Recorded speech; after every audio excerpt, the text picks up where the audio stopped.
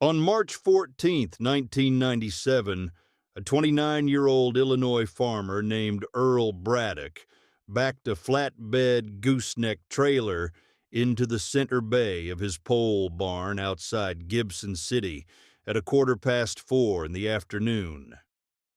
On the trailer sat a 1975 John Deere 4230 row crop tractor with a seized engine, no cab, and 6,200 hours frozen on the hour meter. He had paid $1,800 for it that morning at a farm dispersal sale in Champaign County. The kind of price that told you everything about what the rest of the bidders thought of it. The auctioneer had not even bothered to try starting it. He just pointed at it with his cane and said, "Sold as is, where is, what is," and moved on to the grain wagons. Earl's father, Harold Braddock, had died 11 months earlier. Heart attack in the machine shed, halfway through changing the oil on the 4455. Ruth found him on the concrete floor, with the drain plug still in his hand. He was 61. He left behind 640 acres of corn and soybeans in Ford County, a farmstead with a white clapboard house and a red hip-roof barn, a working 1989 John Deere 4455, with a slow hydraulic leak in the left rear remote, and an operating note of $112,000 at the First National Bank of Gibson City. He did not leave behind a second tractor. Earl needed a second tractor. He could not afford one. The 4455 handled the primary tillage and planting, but he needed something for dissing, cultivating, running the auger, pulling the grain cart at harvest. A decent used Deere, a 4440 or a 4640, was going for $12,000 to $15,000 at auction in 1997, and Earl did not have $12,000 to $15,000. What he had was $1,800 in a coffee can, a pole barn with a concrete floor, a full set of his father's tools hanging on pegboard, and 30 years of watching Harold Braddock fix engines the way other men read the newspaper, patiently, thoroughly, and without asking anyone's permission. The 4230 had been sitting in a tree line on Lyle Stocking's dairy farm for 3 winters. Lyle had parked it when the engine seized at 6,200 hours and never walked back to it.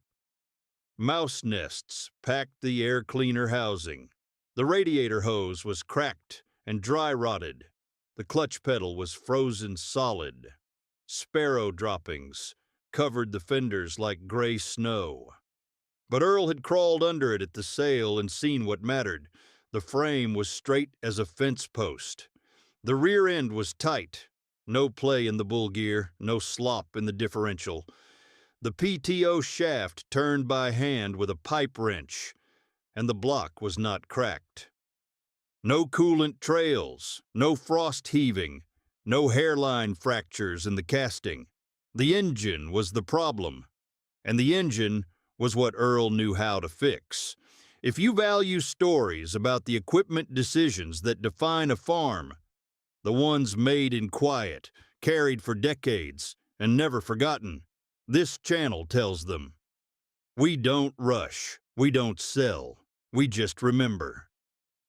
Earl's neighbor Kyle Jessup drove past the pole barn on a Tuesday evening and saw the 4230 on the trailer through the open bay door. Kyle was 41 then, ran 480 acres east of Earl's place along Route 9, and had just that January financed a brand new 1997 John Deere 7810 from Prairie Implement in Gibson City, $89,000, zero down, 7-year note at 6.9%. Kyle stopped his white Chevy half-ton at the end of the drive, walked across the gravel, and stood in the pole barn doorway, looking at the 423. Oh, the way! A man looks at somebody else's worst decision. You paid money for that? Earl didn't look up. He was already unbolting the hood. 1800. Kyle laughed. Not a polite chuckle. Not a smirk. A full bent-over belly laugh that bounced off the steel walls and came back doubled. He slapped his knee and shook his head and pulled the toothpick out of his mouth to point at the 4230 with it. Earl, come on. That's scrap iron. You'd spend more rebuilding that engine than buying a running. 402. Oh, at auction. They don't even make half the gaskets for the 4230 anymore. You'd have to machine your own. He straightened up, still grinning. Your dad wouldn't have bought that. Earl set the hood panel against the wall and reached for a 9/16 wrench. My dad taught me how to rebuild one. Kyle shook his head one more time, climbed back into his truck, and drove east. Earl could hear the new 7810's turbo whistle fade down the blacktop for half a mile. By the following Sunday, Kyle had told half the township at the Farm and Fleet coffee counter that Earl Braddock had spent $1,800 on a seized 4230 and was planning to rebuild it in his barn like it was still 1975. Earl did not argue with Kyle. He did not correct the story when it came back to him through Tom Lindquist at the co-op elevator. He did not explain himself at the Farm Bureau meeting or defend the purchase at the diner counter. He walked into his pole barn every evening after chores, after feeding, after checking the calves, after walking the fence line, and worked on the 423. Oh, by the light of 2 4-foot fluorescent tubes and a trouble light hung from the ceiling joists on a baling wire hook. He pulled the engine in the second week. It was a 6.8-liter, naturally aspirated inline 6-cylinder diesel. The same block John Deere had been building since 1960. The same architecture that powered half the tractors in the Midwest. Virgil Kemp drove over from Paxton on a Saturday morning with his engine hoist on a flatbed and a thermos of black coffee and stayed until midnight, helping Earl get the block onto the engine stand. Virgil had spent 41 years as a John Deere master technician at Prairie Implement before the dealership let him go in 1994 and replaced him with a 26-year-old kid who diagnosed everything with a laptop.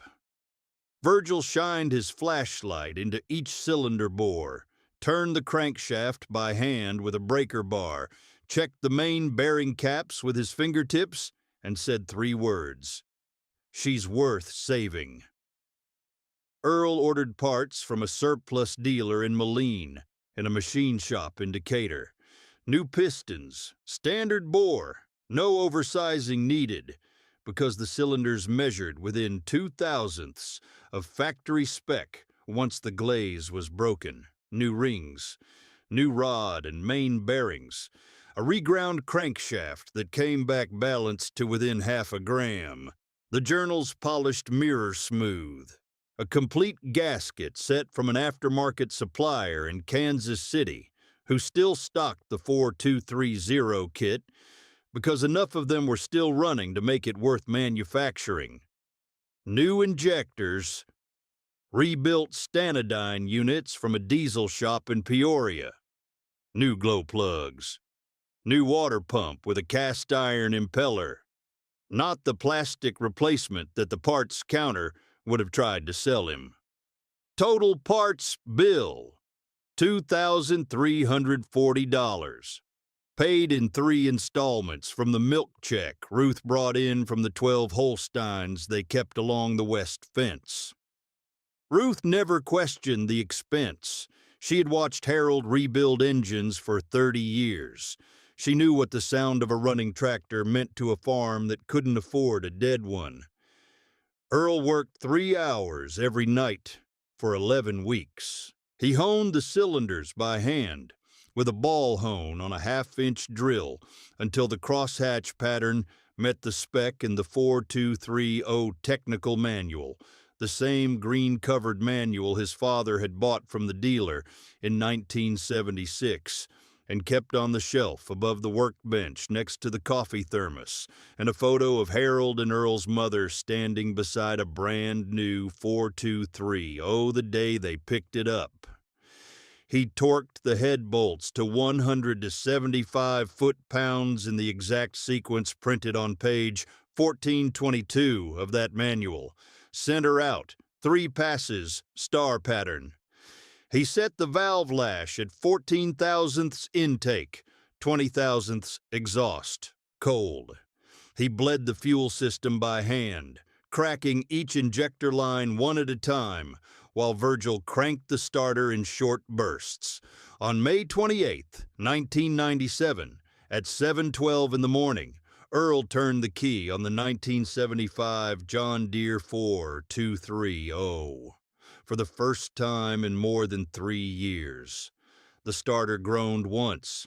The compression built. The engine caught on the second stroke and settled into an idle so smooth that the coffee in the thermos on the workbench did not ripple. The exhaust rose clean and white through the stack and disappeared into the cold spring air above the pole barn roof. Virgil stood in the doorway with his arms crossed, nodded once, and said nothing. Earl sat on the split foam seat for a full minute without moving. Then he pushed in the clutch, dropped the 4230 into third, and drove it out of the pole barn and into the south field, and started dissing bean stubble. The 4230 ran that first season without missing a single day. Earl used it for dissing, cultivating, running the grain auger at harvest, pulling the gravity wagon to the elevator. It was the secondary tractor, the workhorse that handled everything the 4455 didn't. By October of 1997, Earl had put 487 hours on the rebuilt engine. It burned clean. It started every morning on the first or second turn of the key. The transmission shifted through all 8 gears without a grind. The PTO engaged without chatter. The hydraulics, which Earl had flushed and resealed over 2 weekends in June, held pressure like new. Kyle Jessup's brand new 7810. Meanwhile, spent 9 days at Prairie Implement in August with an air conditioning compressor failure that the warranty covered, but the labor delay did not. Kyle lost 2 days of second cutting hay. The repair bill, labor, refrigerant, compressor, and a cracked condenser line they found during teardown came to $3,400. Warranty covered the compressor. Kyle paid the rest. He made the August tractor payment, but didn't mention the repair to anyone at the coffee counter. By December of 1997, Kyle owed $89,000 on the 7810 and $3,400 on a Visa card at 19%. 1998, 99, 2000, 2001. The 4230 kept running. Earl replaced the water pump at 7,800 hours. A Saturday afternoon job, 4 bolts and a gasket, $62 in parts. He changed the injectors at 9,100 hours, rebuilt Stanodyne units again, $280 for the set. He adjusted the clutch at 10,000 hours. Repacked the front wheel bearings at 11,000.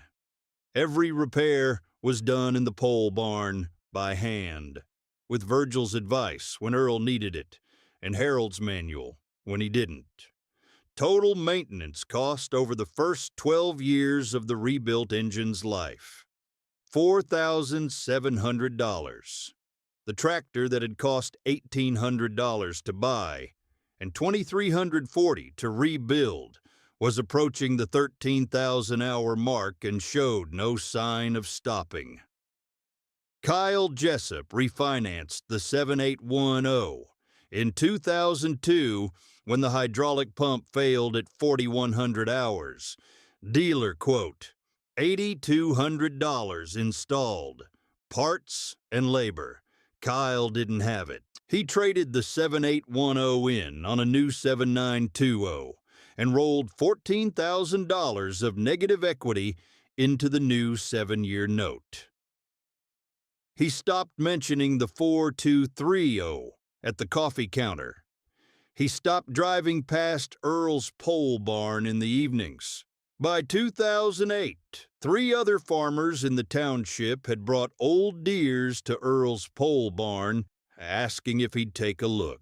A 4440 with a cracked head that Earl and Virgil pulled on a cold February weekend and sent to the machine shop in Decatur. A 4640 with a spun rod bearing that Earl rebuilt on the engine stand over 4 weeks of evenings. A 2640 with shot injectors that Earl diagnosed in 20 minutes and had running by the next afternoon. He charged nothing. He bought the parts and let the farmers pay him back when they could. He showed them what his father had shown him, how to read a torque spec, how to feel a bearing for play, how to listen to a diesel and hear what it needed before it broke. Word spread the way it always does in farm country, not through advertisements or social media or dealer newsletters, through silences, through the things people stopped doing. They stopped trading in perfectly fixable tractors for new ones they couldn't afford. They stopped signing 7-year notes with no money down. They started looking under hoods instead of at brochures. They started asking Virgil Kemp questions instead of the service writer at Prairie Implement. Prairie Implement lost 9 service bay appointments in 2009. The service manager, Wayne Feltz, told his John Deere district representative it was the economy, the recession, commodity prices, tight credit. But it wasn't the economy. It was Earl Braddock's pole barn and the quiet, undeniable sound of a 1975 John Deere 423. Bow that had no business still running, but refused to stop. In the fall of 2014, Kyle Jessup's 7920 threw a connecting rod through the side of the block at 5,800 hours. The dealer quoted $22,000 for a replacement long block installed. Kyle could not finance it. He had already rolled negative equity twice. His operating line was maxed. His crop insurance payout from the drought of 2012 had gone entirely to the combine payment. He was 58 years old, and he owed more on equipment than his land was worth. Kyle drove to Earl's farm on a Thursday evening in October. He found Earl in the pole barn, draining the oil on the 4230. The engine was at 11,340 hours. It idled on the stand like a clock. Steady, even, unhurried. The oil came out dark, but clean. No metal shavings in the catch pan. No coolant swirls. Kyle stood in the doorway for a long time. His new John Deere jacket was not new anymore. The tag crease was gone. The logo was cracked and peeling. His boots had mud on them now. "I need help." Earl didn't look up right away. He let the last of the oil drain, wiped his hands on a red shop rag, and stood up slowly, one hand on the fender for balance. His knees cracked like dry corn stalks. "What happened?" "Rod bearing, number 3 cylinder. Went through the block. They want $22,000 for a long block." "You pull it yet?" "No." "Bring it over Saturday. Virgil and I'll look at it." Kyle stared at the 423. The same tractor he had laughed at 17 years earlier. The same seized pile of scrap iron he had told the whole township was a fool's errand. It sat there in the pole barn under the fluorescent lights. The green paint faded to sage, the yellow stripe more cream than gold, the seat foam split and patched with a strip of silver duct tape, the hour meter reading 11,340, with every single digit earned on Earl Braddock's 640 acres. It was the most reliable piece of equipment in the township. It had cost Earl $4,140 total, purchase and rebuild combined.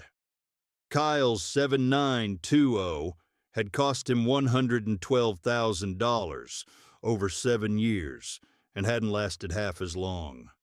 Kyle brought the 7920 over that Saturday morning at 6:30.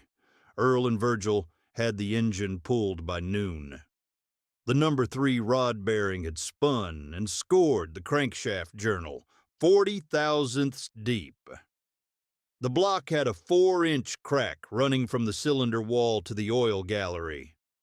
Virgil studied it under the trouble light and shook his head. Block's done, but the head's good, the turbo's good, and the injection pump just needs a reseal. They found a used 6068 long block from a salvage yard in Iowa for $3,100. Earl drove to pick it up on Monday. He and Virgil had the new block in, and the 7920 running by the following Saturday. Parts bill, $3,100. Labor bill, 2 thermoses of black coffee and a pan of Ruth's cinnamon rolls. Kyle tried to hand Earl a check. Earl folded it and pushed it back across the workbench. Buy the coffee next time. The 7920 ran another 4,000 hours after that repair. Kyle retired in 2022 and sold the farm to a corporate operation out of Indiana. He never mocked old iron again. Not once. Not at the diner, not at the elevator, not at the Farm Bureau Christmas dinner. When someone at the co-op asked him what the best tractor he ever saw was, Kyle said without hesitating, Earl Braddock's 4230. In the spring of 2026, the 1975 John Deere 4230 sits in Earl Braddock's pole barn outside Gibson City, Illinois, with 14,247 hours on the meter. The paint is more gray than green now. The sage has faded to pewter on the hood and silver green on the fenders where the sun hits every afternoon through the west window. The decals are gone. The yellow stripe is a memory. The seat has been reupholstered once. Black marine vinyl over new foam, stitched by Ruth on her Singer sewing machine in the kitchen one January evening. The steering wheel is polished, smooth, and dark, where Earl's left hand has rested at 10 o'clock for 29 years. It starts every morning on the first compression stroke. It has never failed to start. Not in blizzards. Not after sitting 2 weeks during a planting rain delay in 2003. Not after the ice storm of 2009 that knocked power out for 4 days and froze the fuel lines on every tractor in the county, except the one that Earl had fitted with a block heater and a fuel water separator in 1998, because Virgil told him to. Not once in 29 years. The total investment in that tractor, purchase price, engine rebuild, 29 years of parts and maintenance and fluids and filters, is $9,847. It has worked 14,247 hours. That is 69 cents per hour of operation. There is no machine on any dealership lot in America at any price point that can match that number. Not the 8R410 at 340,000, not the 9RX at 600,000, not anything with a touchscreen or a GPS receiver or a subscription diagnostic platform. 69 cents an hour. For 29 years, Kyle Jessup sold his farm in 2022. Prairie Implement closed its Gibson City Service Department in 2020 and consolidated everything to the Champaign location 26 miles east. Wayne Felts retired early with a partial pension and a bad knee. The 7810, the 7920, and the 8R310 that Kyle financed after the 7920, all three of them are gone now. Traded in, repossessed, or sitting in a salvage yard in Rantoul with weeds growing through the engine compartment. But the 4230 is still running. Some evenings, when the chores are done early and the light is going amber over the corn stubble, Earl walks into the pole barn and sits on the 4230. He doesn't start it. He just sits in the seat with his hands on the wheel and looks at the wall where his father's tools still hang on the same pegboard, in the same order, in the same silhouettes, Harold traced with a carpenter's pencil in 1978. The coffee thermos sits on the workbench. The 4230 technical manual sits on the shelf. The trouble light hangs from the same bailing wire hook. He thinks about the winter of '97, when he was 29 years old with a dead father and a seized engine and a $112,000 note and nothing to fix it with except time and stubbornness and the memory of a man's hands showing him how to read a torque wrench. The engine doesn't know it should have quit 10,000 hours ago. The iron doesn't know it's 51 years old.